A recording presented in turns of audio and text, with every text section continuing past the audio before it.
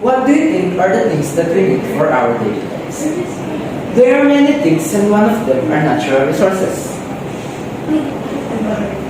The common things that natural resources do to you are providing your needs and it is essential for our survival. Land, forest, water, fisheries, minerals, and earth are all important to sustain life. It is also a nature without any man-made assistance.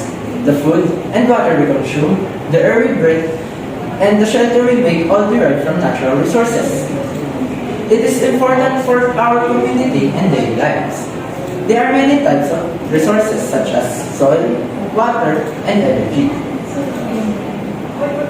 Because it is essential we should preserve and conserve our natural resources. According to nationalgeographic.org, this information is important because without natural resources we can survive. They spread this information to continue protecting the natural resources and to improve the overall quality of our lives and the future generations to come. We must take steps to conserve what we have and to encourage the health and longevity of both the planet and humankind. As I said earlier, soil, water, and energy resources are some examples of natural resources. Soil resources provide minerals and water to plants. Soil absorbs rainwater and releases it later, thus preventing floods and drought. Lowland soils in the Philippines are mainly used for paddy rice during the rainy seasons. However, during the dry seasons, some are used for upland crops like corn, tobacco, and vegetables. Water resources. On the other hand, are natural resources of water that are potentially useful for humankind. For example, as a source of drinking water supply or irrigation water, the Philippines' main source of water are rivers, lakes, river basins, and groundwater reservoirs. Out of its population of 109 million people, 57 million people, 52% of the population lack access to a reliable, safely managed source of water, and 43 million people, 39%, lack access to safely managed household sanitation facilities. Lastly, energy resources are used to generate electricity and other forms of power for human use. In the Philippines, the current energy mix is composed of oil, 47%, natural gas, 22%, renewable energy like hydro, geothermal, wind, solar with 24%, and oil-based with 6.2%, with current energy capacity of 23 gigabytes.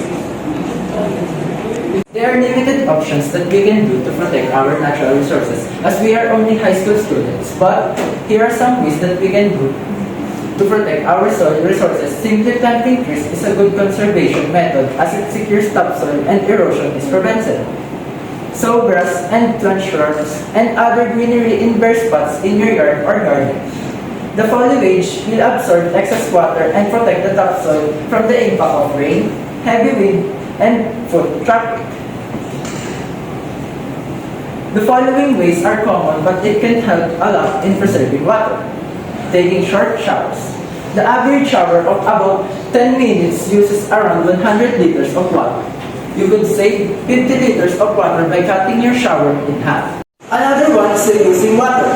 When washing fruits and vegetables, fill a bowl with water and use that to rinse your produce rather than running the tap. After you're done, use the leftover water for watering plants. You can also collect rainwater to reuse or even pour out the last drop from a used drinking glass. To preserve energy, limit electronic usage. We can limit our usage when devices are used less frequently because they don't require as much charging time. This means that less of our electricity is being used to power electronics. What do you think will happen if you don't protect soil? Simply put, without soil conservation, soil erosion will increase. Soil erosion is the degradation or wearing away of the upper layer of soil. It is a form of soil degradation. Failing to conserve water can eventually lead to a lack of an adequate water supply, which can have drastic consequences. These include rising costs, reduced food supply, health hazards, and political conflict. It helps to preserve our environment. If we don't save energy, we could run out of the energy sources we primarily rely on, such as fossil fuels like coal and natural gas. Second, the repeated use of these sources will continue to affect our health, the health of animals, and the health of our planet. This will lead to climate change and it could even affect our water supply. Why do we need to protect them? Why it needs to be done to conserve and protect? Now that you know the consequences of our improper actions towards our resources, we need to change. An excuse like saying we are only students is not acceptable. I know that you can do anything and everything if you want to put your mind and effort into it. The same goes for protecting our home. We just need to find ways to how it can be protected. Natural resources. They are important to us so we can let it run out. That is why we need to protect and preserve it. If we protect it, it can be used in the future generations. The main purpose of this is for the students to feel disciplined and take responsibility for their actions. Even though they already know what to do, they lack the motivations to do it. Here is a quote from M.S. Swaminathan. If conservation of natural resources goes wrong, nothing else will go right.